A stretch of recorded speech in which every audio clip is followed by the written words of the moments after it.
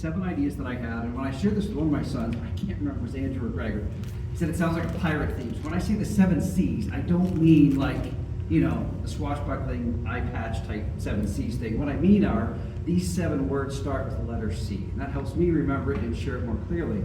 But the first one is to be curious. To be curious. I was in a group of highly successful businessmen, and they said, if you want to know who the smartest person in the room is, just ask. They'll tell you. If you want to know who the wisest person is in the room, they're often the most quiet, but they're the ones that ask the best worded questions. If you're curious, then that's where you will learn the most. So be curious, ask questions. John Maxwell, in his book, Leaders Ask Great Questions, said that the quality of the answer is dependent upon the quality of the question. The better questions you ask, the better answers you get. So ask well-worded questions. When you're amongst people that are a step or two or many steps ahead in their career, ask them, what's the best piece of advice you give to somebody just starting out? Or what's one thing you would do differently? Or what was the best piece of advice that somebody did give you that you acted on, and what did that do for your life now? When you ask people great questions, you learn so much. Be a lifelong learner. So that's number 1, is to be curious. Number 2 is to embrace change. I think people of this generation don't understand how much change they've gotten used to. Like the pace of change, back in the early 1900s, a business, for instance, could reinvent itself every 75 years and be just fine. By the time it got to the 2000s, they had to reinvent themselves every 5 years. The pace of change is even faster now as we bring on the advent of technology. You all have grown up with technology. You're not like old people like me who remember where there wasn't an internet. There wasn't a phone in your pocket. It was also, do you remember in class they said, you'll never have a calculator in your pocket? Well, guess what? I got a calculator, I got a phone, I got a camera, I got a computer, I got email, I have everything. I got a map and a GPS. The pace of change, it's normal for you. So here's the advantage you have, is to embrace that. It's kind of like a bow and arrow. Some people think that strength is rigidity. Like the stronger where you don't move and you don't flex. But even Shane can tell you they build and engineer buildings, bridges to flex. Because if they don't flex, they'll break. And that's the idea of resilience. If you can flex but not break, it's like a bow where they stretch it back and then it propels the arrow even farther. Why? Because it flexes but doesn't break. So be flexible, be resilient. Understand that change is going to happen in your life. But I think young people have the advantage because your life has all been about change. So it's an advantage to you. Take advantage of that. Third one is to be courageous. I know you think like courage. I'm just graduating. I already know what I'm doing. But courageous. There was a book I read when I was in school called The Red Badge of Courage by Stephen Crane. And it's a novel about a young soldier who goes off to the Civil War. And how he gained courage was not by somebody telling him what he should do. How he gained courage was overcoming his own fears and doing what he knew was right. It takes more courage to do what is right when most people aren't doing that, to go against the crowd. If you know it's right, do it.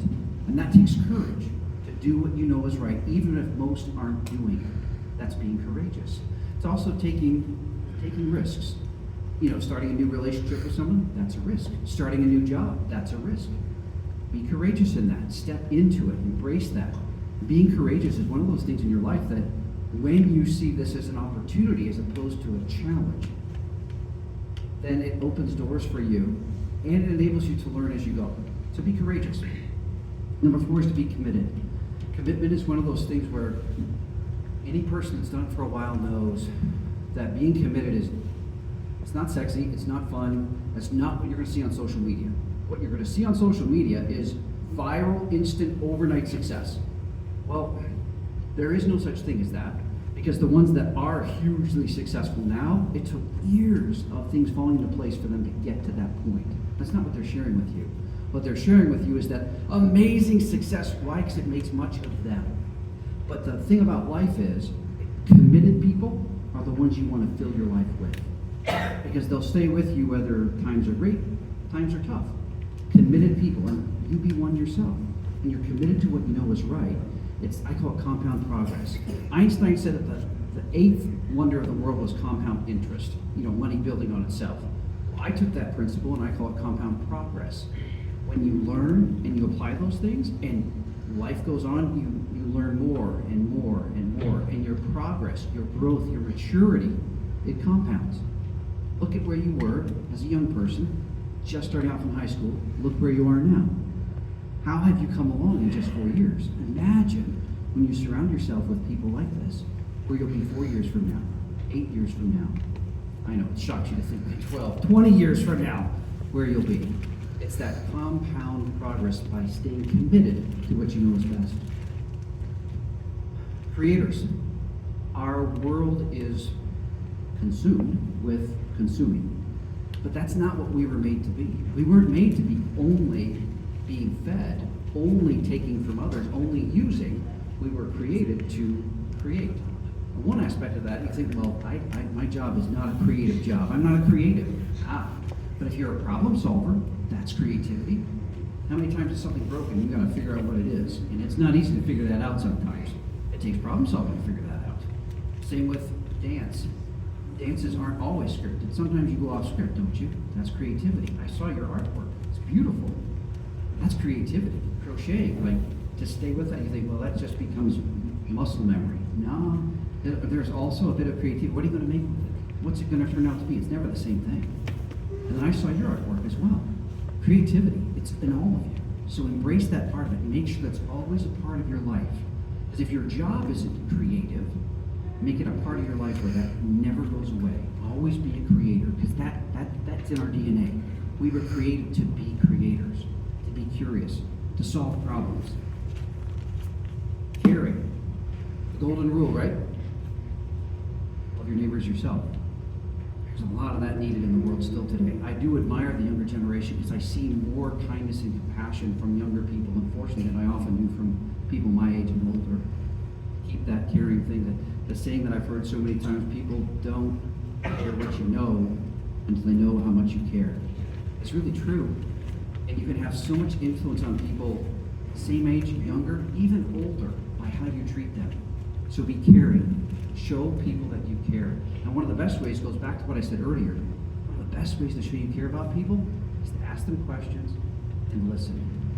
The greatest thing that businesses are after now is not our time, it's our attention. When you give people your attention, it shows the best way, the most clearest way you care. And the last one is character. I learned something that I didn't know. So those other 6 things, I've talked about that before. Character, I just studied the word a couple days ago. Fascinating word. It comes from the Greek, and it means a stamping tool. That's what the word comes from. So how does that apply to, we say you should have good character, you should be a strong character. What does that mean? So character means you have such a distinctive stamp that it leaves an impression, a good one, everywhere you go, or it should.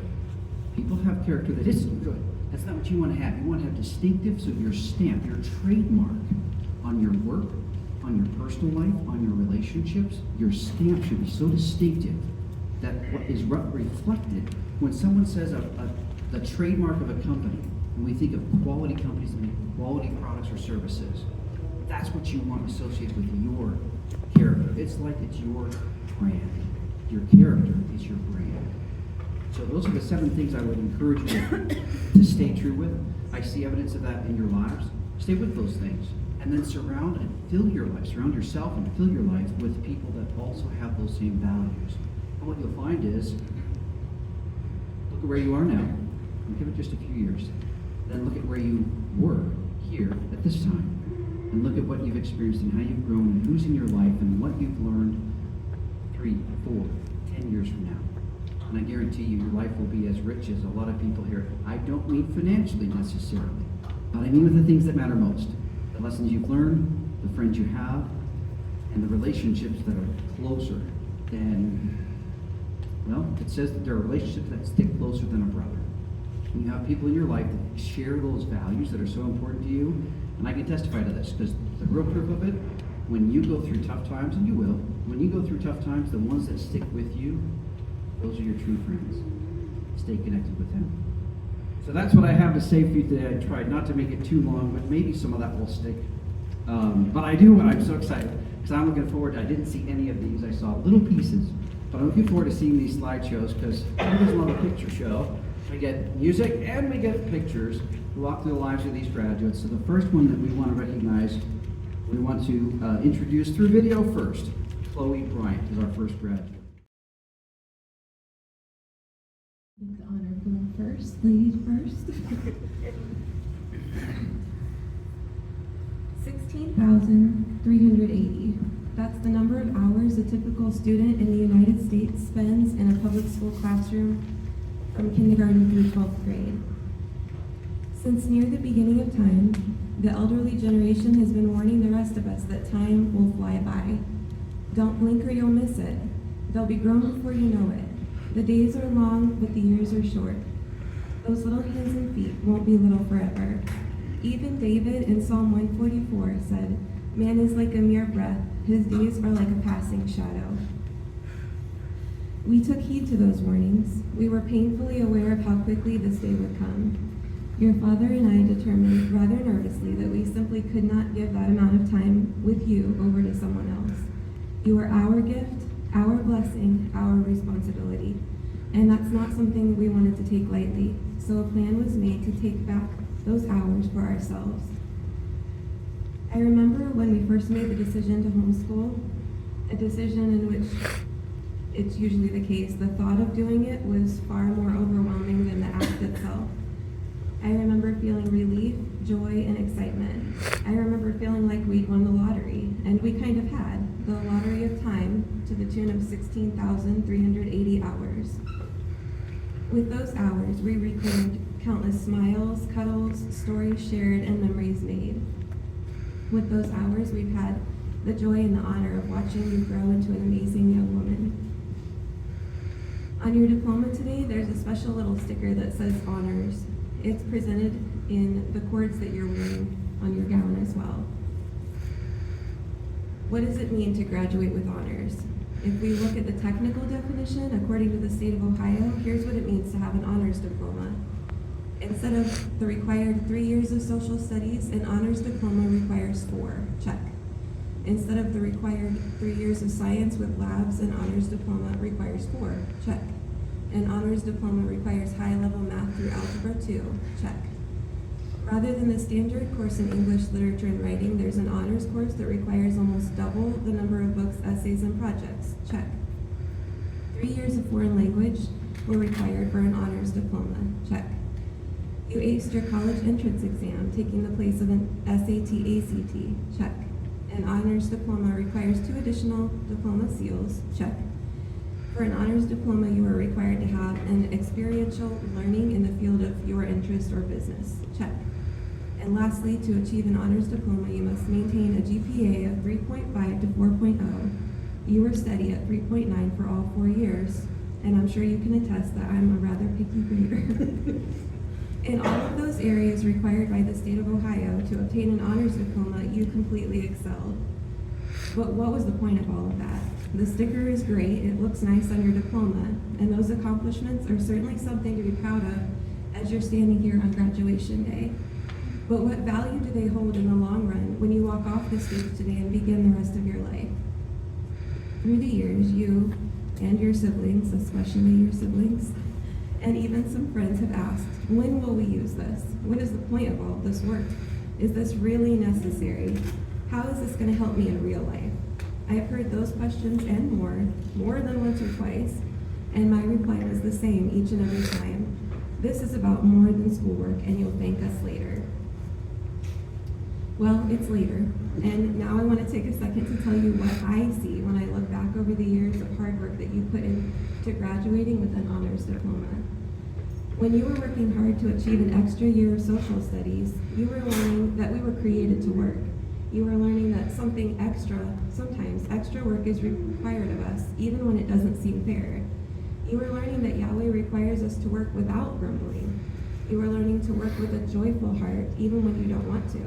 You are learning to find or create joy in moments of life when none seems to be found. When you were taking that extra year of science, complete with labs that were sometimes very frustrating and sometimes didn't work the way that we wanted them to. You were learning that we don't ever give up just because something is hard. You were learning that we don't walk away from a struggle. You were learning that sometimes things are out of our control and we can't change them. but we still have to manage ourselves well. When you were doing those higher levels of math, and there were tears from both of us, you were learning that even mom struggles and doesn't know everything, but that I will be by your side every second, crying right along with you, until we get it figured out together. You were learning that life can be hard, and yet it still goes on. When your literature reading list was a mile long and your essay papers exceeded the number of notebooks in our house, you were learning patience, perseverance, and the art of being able to put into words what you feel and believe. Whether it was through C.S. Lewis' Screwtape Letters, Louisa May Alcott's Little Women, or The Republic by Plato, you were learning about other cultures and worlds. You were learning about the human experience, whether good or bad. You were learning to have empathy and understanding for others. And most importantly, you were learning to compare what a life devoted to Yahweh looks like according to the standards that He has set for us versus one that is lived outside of His path. When you were taking 3 years of Hebrew, you were learning to study the meaning of the words in our Bible. You were learning that we must question everything and that sometimes something as simple as a word can confuse years of religion and change history. When you were taking that college entrance exam, you were learning how to take on new challenges. You were learning to overcome fear. You were learning how to prioritize. You were learning that all this challenging work really has prepared you for what society considers the real world. When you were earning those extra diploma seals and gaining experience in your future field of interest in business, you were learning that you can achieve more than you imagine as long as you are willing to put in the work, be organized, and stay committed. While you were dealing with a mom who made you correct every mistake on every single paper in order to maintain that GPA, you were learning to always give your best. You were learning to do things right the first time. You were learning that there's always room for improvement, and you were learning humility. Ellie, through all of these requirements and courses, even the ones that seemed the most mundane and pointless, you were building character. We serve a God who pays attention to the smallest of details. Would a flower be complete without each tiny petal? Would the rain be a soothing without the sound of the pitter-patter? Would kittens be so cute without their little pink noses? Just as our Creator put thought into everything He created, your Father and I put thought into each day that we were given with you to teach you and raise you. Each one of those 16,380 hours was a blessing, and I do believe we used them wisely. Every book read, every paper written, and every course completed had a purpose.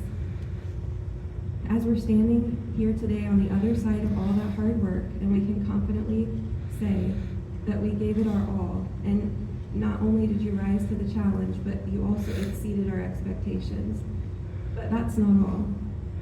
There's a famous quote that says, "When one teaches, two learn." Your father and I have both found this to be true. While we were working hard to teach you what you needed to know, we were learning even more than that. We discovered that while you were building character and learning patience, perseverance, humility, dependability, we were learning it right alongside you. That is truly one of the most precious blessings. I have no doubt as you step into this next season of life, the foundation that has been built will withstand even the strongest storm. You've trained hard, and now it's time to run. You, my sweet girl, are prepared to go into this world and shine the light of Yahweh. As we turn the page and begin the next chapter, I want to arm you with this prayer and blessing. I pray that you put Yahweh first in everything that you do. I pray that you continue to seek His ways and walk in His paths. I pray that you always remember who He says you are: blessed, loved, chosen, redeemed, beautiful, and His. I pray that you continue to work hard and that you always display the fruit of the Spirit, even when you don't feel like it, remembering that when we don't feel like it is usually when it's needed the most. I pray that you use the skills you've learned over these last 18 years to serve others, lifting them up and loving them like Yeshua does. I love you, and I'm so proud of you.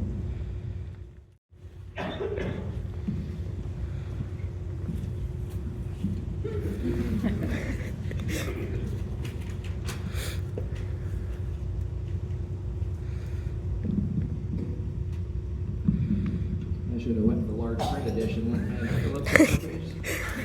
And I could read it. I remember Chloe as a little girl, with her hair in two little pigtails, sweet and innocent, kind and loving, creative, joyful. And now here we are at her graduation. and she's still all those things, minus the baby games, all grown up. She has achieved a great deal in her 18 years because she does nothing halfway. In every part of her life, she goes above and beyond, giving more than is required of her in any given situation. How she does anything is how she does everything. She loves studying Yah's Word and strives to be like Yeshua in everything she does. Love, joy, peace, patience, kindness, goodness, trustworthiness, gentleness, and self-control are always on display wherever she goes.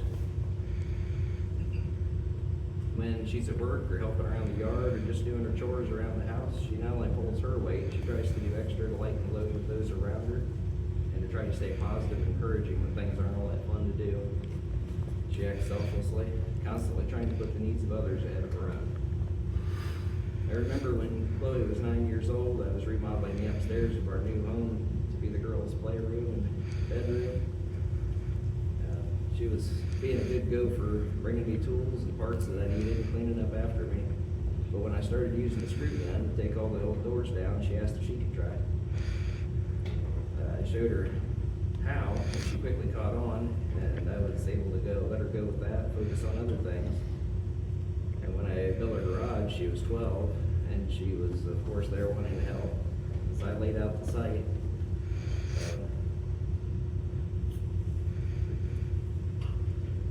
As I laid out the site, she'd hold the other end of the tape for me, right how I showed her to square up the building strings.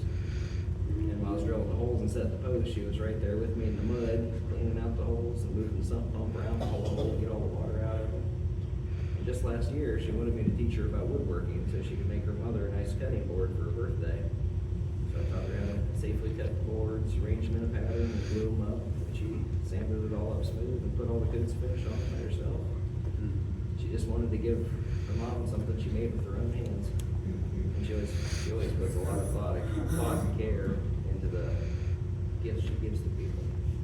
She always wants to learn more so she can do more. She loves to dance. She's been taking classes, doing recitals at various studios and ministries since she was 3 years old.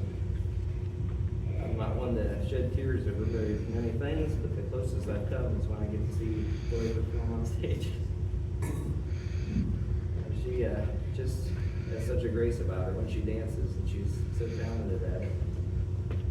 For years, I've seen her up there with her coaches and instructors, sitting in front of the stage, guiding her through all the motions, all the routines, but now she's a dance instructor. And it's been strange to see her sitting in that chair, going through all the motions to keep the little girls on track. I would like to thank my wife, Polly, for being her teacher all these years, all the work, but always pushing her to grow, to succeed, and for modeling what she should aspire to be as a wife and a mother. Looking ahead to the future, Chloe will be getting married in August, starting a new chapter in her life as a wife and eventually as a mother, and I have no doubt she has all the tools she needs to excel at both. Congratulations, Chloe, Adriana, Bryant. We love you.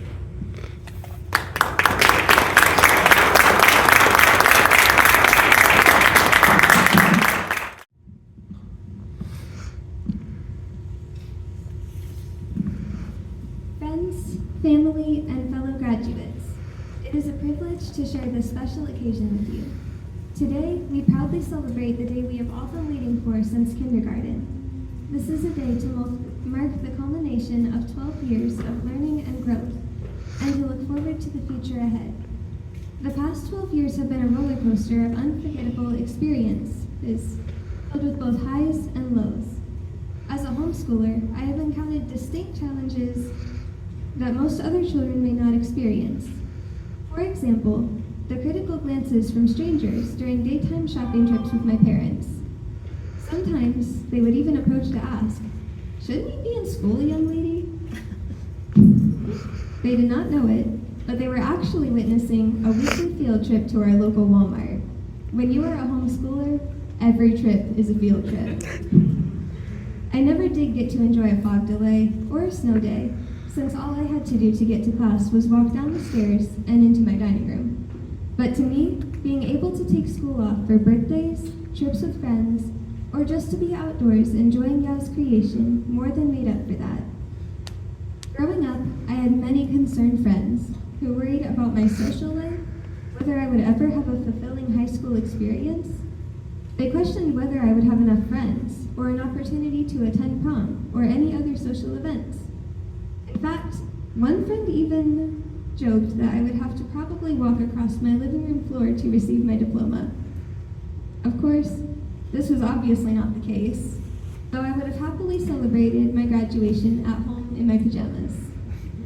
To be completely honest, graduating from high school is such a bittersweet thing.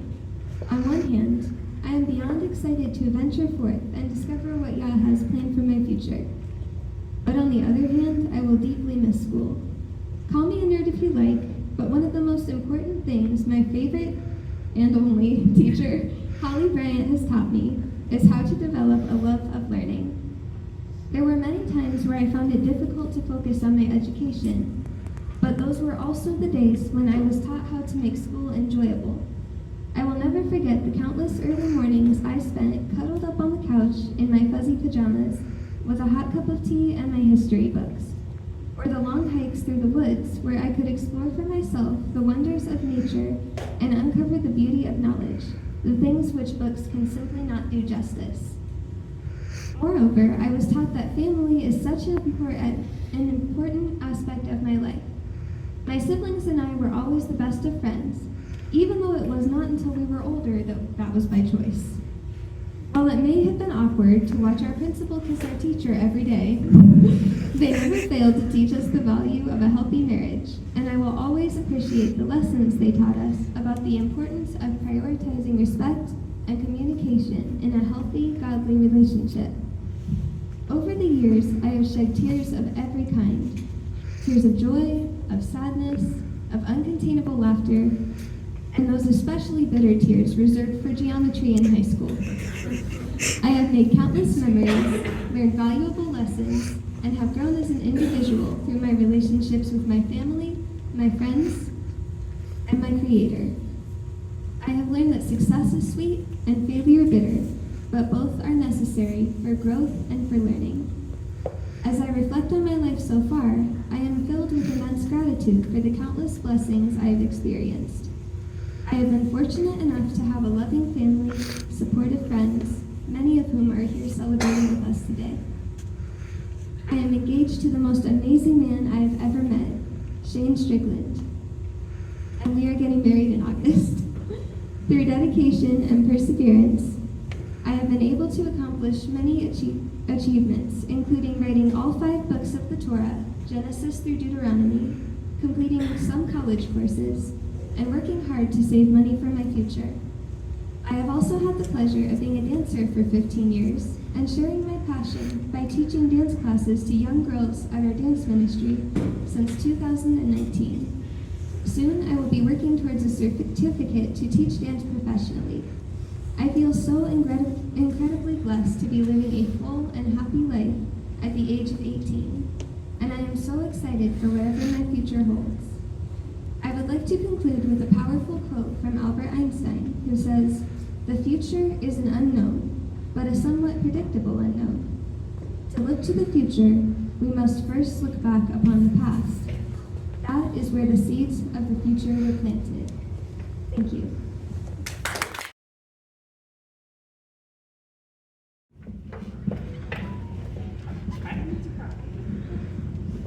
Say, Hannah, you're my miracle baby girl. Hey, sweet girl, where did the time go? I blinked and suddenly a young woman is where my baby girl used to be. I have enjoyed every moment, watching you grow up, playing dress up, t-ball, softball, student council, and even showing your sheep and chickens at the fair and 4-H. And learning how to drive. That was a little bumpy. There's so many more moments that I can just go on and on about, but I won't. You are about to embark on your own path, and I'm so excited to see what your future holds for you. You will face many things in life, and some may knock you down. Remember whose daughter you are. Never stay down alone. Be that fierce, strong woman that I know you are, and get back up. You can be anything that you want to be in life. don't let the world change who you truly are. You are strong-willed, smart, sassy, beautiful, and unique. I cherish every moment with you.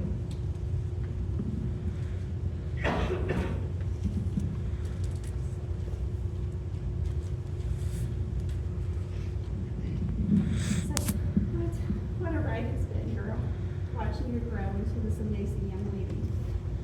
And they weren't lying when they said the days are long and the years were short. Here you are graduating today.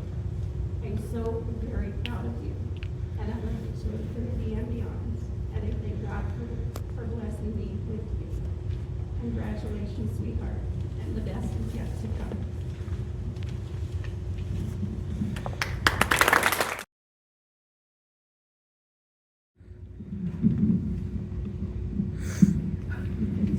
There's a lot of moving parts when it comes to schooling. Can you hear me back there?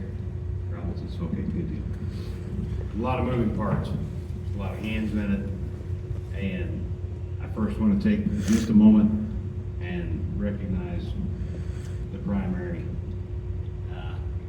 participant in the teaching.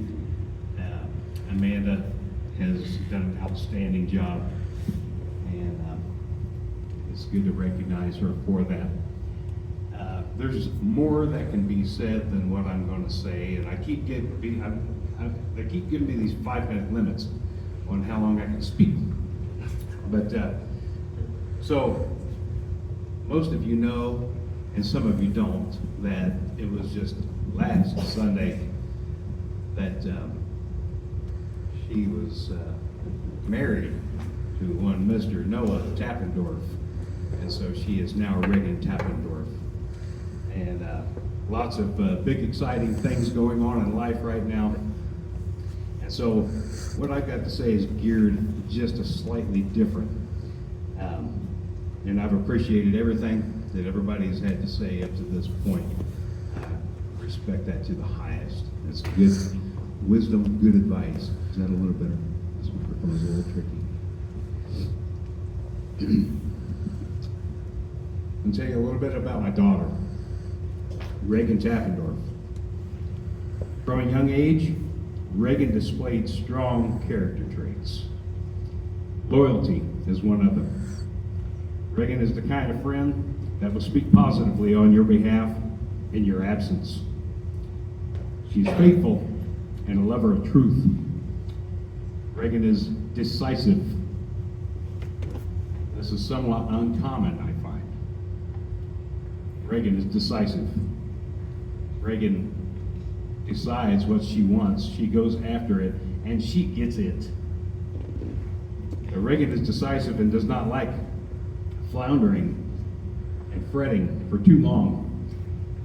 However, if a decision was made too quickly, she welcomes the facts and acts in humility to make course adjustments. But don't expect her to change her mind by using cheap guilt trips. It won't work. And she will not change her mind due to somebody's shallow emotions. Facts matter. She is not keen on sneaky manipulation. She catches on. And she knows what you're up to, and she will not change her mind. 5 minutes does not allow for all that can be said. But let me also say that she is very motivated. She's a goal setter, an achiever, and I believe that at the end of it all, an overcomer. The goal Reagan has set her sights on will require a lifetime of devotion and discipline. But as Jocko Willink wrote, discipline equals freedom. Her goal is utterly honorable. The very pursuit of the goal will incite opposition from this fallen world at every level with the goal that she has set. But when pursued in harmony with her Creator's instructions for it, it is world-changing. This means war. She's entered into war. opposition from every level of corrupt man-made government, opposition from those with ill intentions, and even opposition from those maybe with good intentions. If that's not enough, she will face her greatest enemy every morning in the mirror as she strives after this goal. So what kind of a goal can I be talking about that deserves this much lead up? Wife. Reagan has long since set her goals on being a wife, and Yehovah willing, in his time, a mother. That doesn't sound too earth-shattering, but have you listened to the radio? Have you watched your TV? Have you observed the internet? It is a war, because if you set out to do things Yehovah's way, you are at odds with the entire world. And she has taken it on. She and Noah both. With Yehovah as her Elohim, Yeshua as her king and commanding officer, Noah Tappendorf, her husband, the head of their household, as Paul clearly shows in 1 Corinthians 11:3, and the Bible as their map and source for standard operating. Together, they will learn the skills of cover and move. Jocko Willink and Leif Baben talk about 4 laws of combat, and it's extremely applicable.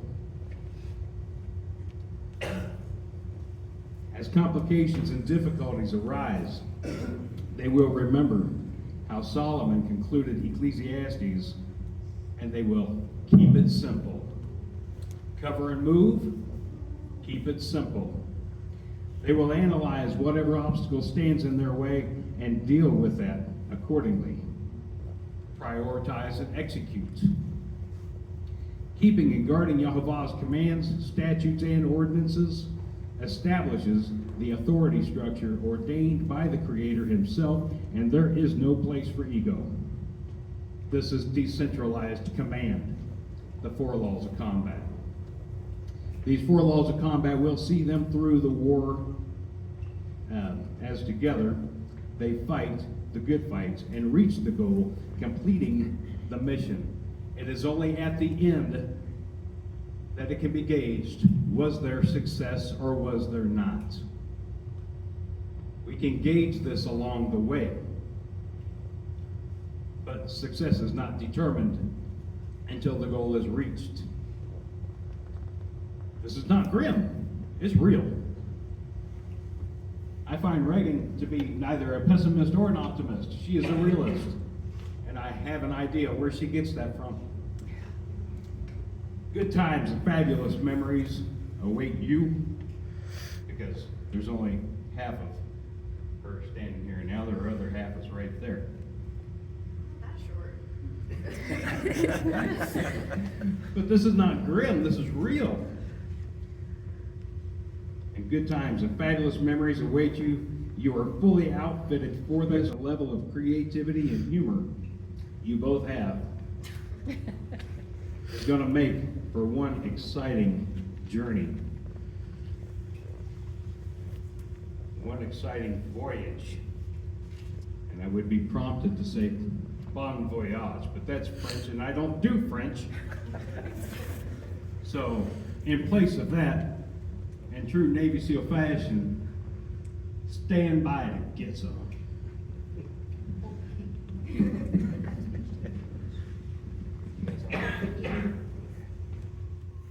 Journey began in 7th grade when I decided to stop blaming others for my mistakes and start asking what I can do better.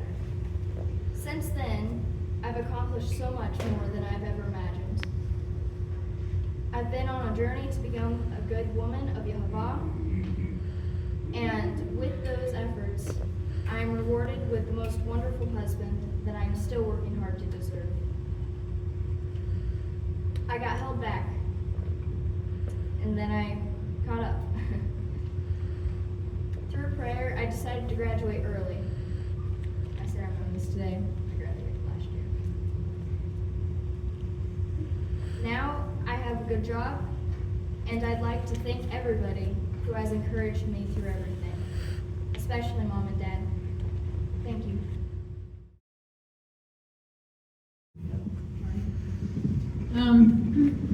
Thanks, everybody. So Noah Christopher Tappendorf has not been an average child since the moment he was conceived on a Carnival cruise ship somewhere in the Caribbean Sea. Yeah, I got Noah on a boat. And when I named him, I honestly didn't even consider the irony of the name. It never dawned on me till many years later. I didn't do it on purpose, I swear. Well, I endured a lot of hardship when I was pregnant with Noah. And against the advice of my doctors, Noah became the first of my 2 babies born at home. His birth represented a personal triumph for me and helped me heal from a lot of damage inflicted on me from unnecessary cesarean sections with my first 2 children. After 3 weeks of false labor, Braxton Hicks contractions beginning on April Fool's Day, I went into labor on my due date 3 weeks later, and Noah was born after 12 hours of labor in the wee hours of the morning on April 24th, 2006, because he was a jokester before he was even born. He was a very good baby, though, and he was an unusual, amusing, and endearing child, and it was clearly apparent at a very young age. By the age of 9 months, Noah could snap his fingers on command. Before the age of 2, he could identify most states on a map and would often rearrange his toys from small to large in order. By age 3, he was building things out of blocks and bricks or whatever he could find. And this, of course, blossomed into an intense love of all things Lego for a very long period of time, probably most of his childhood. He was adept at building and creating in general, and the mechanical inclinations he inherited from art were clearly apparent from the hobbies that Noah was drawn to, and culminating in the career he has chosen in becoming a mechanic. From me, Noah inherited a love of diverse kinds of music, along with his natural ability to hear music and recreate tones on the piano prior to any instruction he received.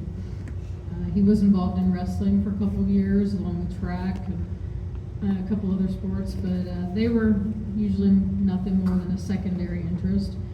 He honorably participated in Cub Scouts and Boy Scouts, from Tiger Scout through Life Scout, until his final agonizing decision to forego acquiring his Eagle Scout, with only one requirement to be met for it. And due to the moral and ethical values Noah has striven to exemplify that the Boy Scouts no longer represented, he didn't finish it, and I'm proud of him for it. While it was a heartbreaking decision, Noah's reasons for it were evidence that he was willing to sacrifice his own desires for a cause of a much greater, more important calling. Not many people can say that they got married before their high school graduation, yet here we are. Noah, you've always been ahead of the curve in just about everything you've set your mind to, and you've always had a drive and a passion for whatever interests and goals you're pursuing that you've set for yourself. Yet you have worked to maintain your integrity and morals in spite of the challenges of doing so in our world at this time. It has been a pleasure being your mom and watching you grow and mature into the man you've become. Make Yahovah and Yeshua your goal, to be like Yeshua and mature in your faith, understanding, wisdom, and discernment. And Yahovah will bless you in the work of your hands and make you fruitful in all that you do, as it says in Proverbs 16:3-9. Commit your works to Yahovah, and your plans shall be established. Yahovah has made all for his purpose, and also the wrong for the day of evil. Everyone proud in heart is an abomination to Yahovah. Hand in hand he goes not unpunished.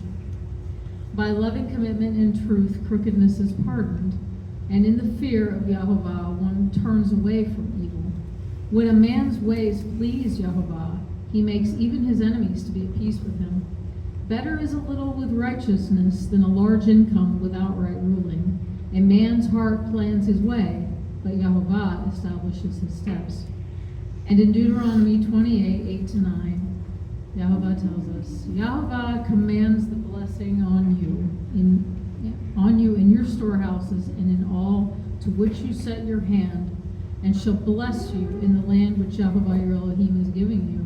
Jehovah does establish you as a set apart people to himself, as he has sworn to you, if you guard the commands of Jehovah your Elohim and walk in his ways. I love you, and may Yah bless you in all that you set your hand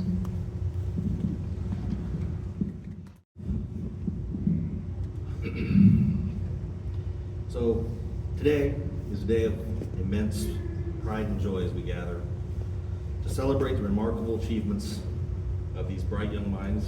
As a parent, this day holds a special place in my heart, for it marks a significant milestone in my son Noah's journey, a journey filled with learning, growth, and countless moments that have shaped who he is today. Noah, from the moment you entered my life, you brought with you a light and a promise of a future filled with the endless possibilities. As you stand here today, ready to embark on the next chapter of your life, I am reminded of the countless times I've said to you, someday you will understand. He loves it. These words were often met with curiosity, sometimes frustration, and occasionally even a hint of skepticism. But they were always said with the deepest love and the hope that one day you would grasp the reasons behind the choices I've made and the lessons I've tried to impart. As a parent, I've always strived to guide you, protect you, and prepare you for the world. There were times when my decisions seemed perplexing, when my insistence on certain values felt like a burden, and when my advice seemed out of touch with your experiences. Yet through it all, my guiding principle was always your well-being and the desire to see you flourish into the incredible person you are today. Someday you will understand is not just a phrase, it is a promise. A promise that with time, perspective, and experience, the pieces of the puzzle will come together. It is a testament to the fact that life's most profound lessons often unfold gradually, revealing their true significance only when we are ready to see them. Noah, there were moments when I insisted, I didn't bring my reading glasses. When I insisted you stick to your commitments, even when it was tough, because I wanted you to understand the value of perseverance. There were times when I encouraged you to embrace challenges and step out of your comfort zone, because I believed in your potential to grow through adversity. There were countless instances when I stressed the importance of kindness, integrity, and empathy, hoping you would see these qualities define true success and fulfillment. Today, as a graduate and now a husband, you stand at the threshold of a new adventure, armed with the knowledge, skills, and values that will guide you forward. The path ahead will undoubtedly present its own set of challenges and triumphs, but remember, the foundation you stand on is strong.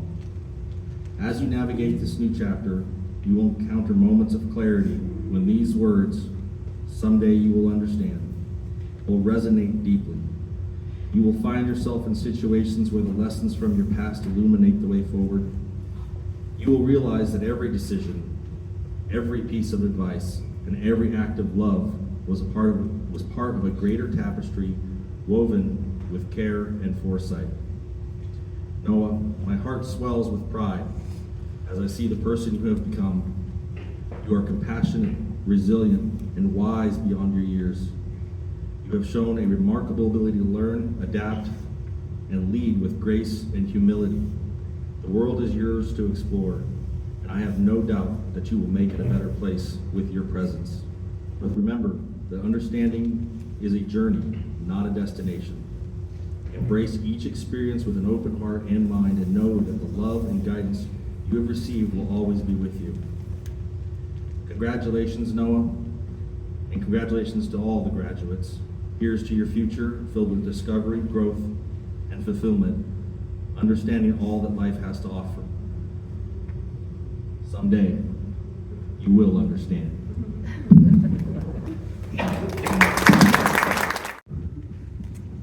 I just got a couple words, but obviously I don't have it all figured out. Might be married and a husband already, but I'm still young. But some quotes that have got me through along the way. Life is 10% what happens to you and 90% how you react to it. You reap what you sow, and there's a time and place for everything. Set your standards high. Honestly, if you can actually reach the goals that you set for, they're probably not high enough. Push past every expectation. Everything I do in my life is not unto myself, but the Almighty Creator of the universe, please Yahweh, to be the best version of myself that I can achieve, in order that I might become more like Yeshua. That's all I got. 93. My family, we homeschooled from 4th grade to graduation, and my youngest brother, all 12 grades. I know the level of commitment that it takes, and I know oftentimes it can feel like growing my world. It certainly was that long ago, and you're part of a growing number of families across the United States, around the world, that are seeing the value of how you're choosing to educate your children, and you participating in that directly. So I want to recognize and thank Holly Bryant for putting this together, because so many homeschoolers don't have the opportunity to celebrate with others a significant achievement that they've reached. So I want a round of applause for Holly Bryant.